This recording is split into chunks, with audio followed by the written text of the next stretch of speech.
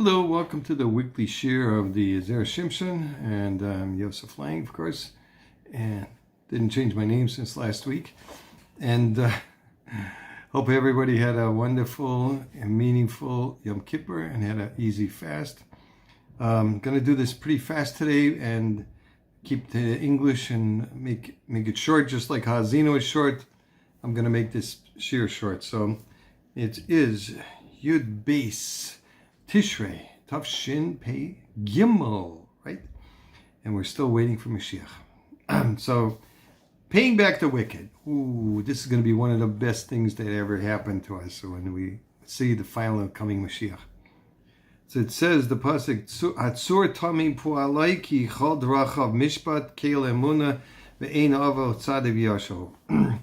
So, it says that translation is Tzur is the rock, is perfect for in his work.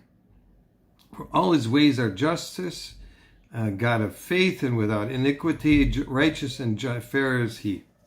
Okay, so the question begs itself.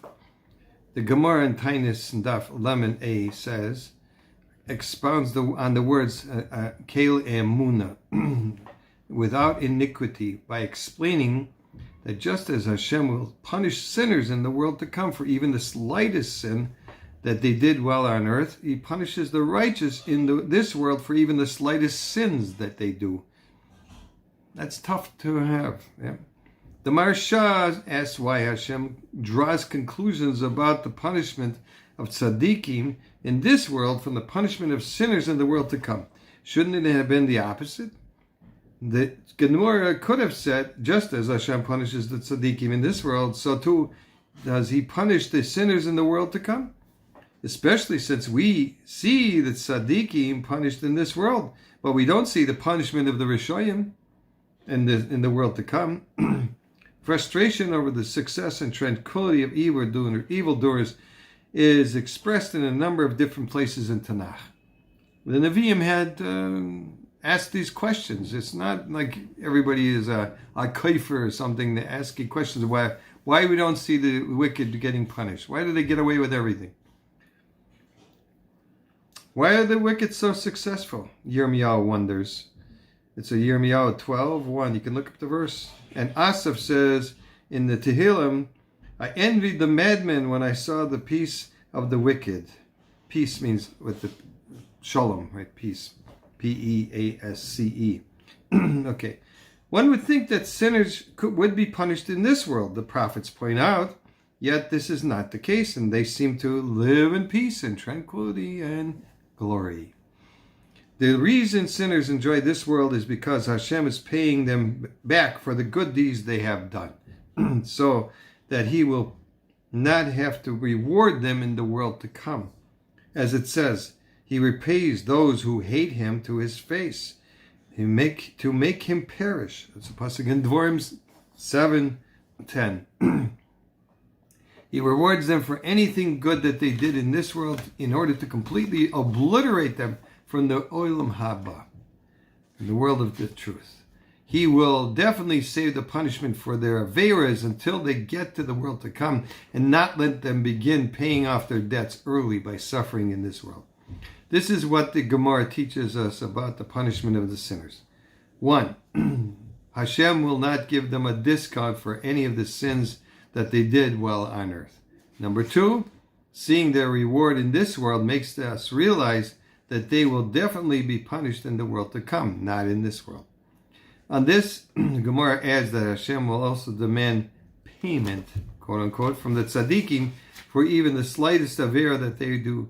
And even though we might have thought that since they are tzaddikim and love Hashem, Hashem will not be so exacting with them, and we will give them special dispensation, as people who do for those who they like. The Gemara says that a verse in a God of faith, that means Keil Emuna ve'ein ovel. It says he's a God of faith without iniquity. Teaches us that Hashem punishes the righteous for even the tiniest sins in this world, just as he does with the sinners in the afterworld. So that's from the Zera Shimshon. Okay, now I would just add a little part of the segula that I story that I told you last week, the continuation of the story. Remember the lady that had to have a lung transplant and she got the lungs? Okay, Nisim and Niflois. She got the lungs even before they started learning the Zera Shimshon. They just ordered it, remember? Okay, now this was the hemshech of the story, the continuation. Rabbi Shimon Prague had this detail to add. I heard this story from a friend of mine who spent some time in Cleveland. Shortly after hearing the story, I happened to go into the Lulavar base midrash in Jerusalem, where I delivered a shir in Zera Shimshon.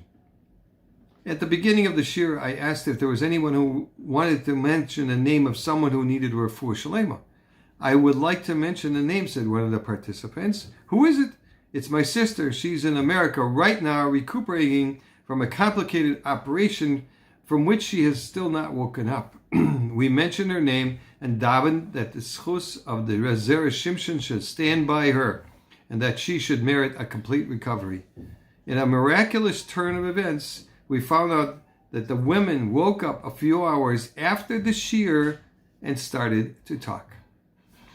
A few days later, I learned that the woman for whom we were davening was the same woman who had received a lung transplant in Cleveland.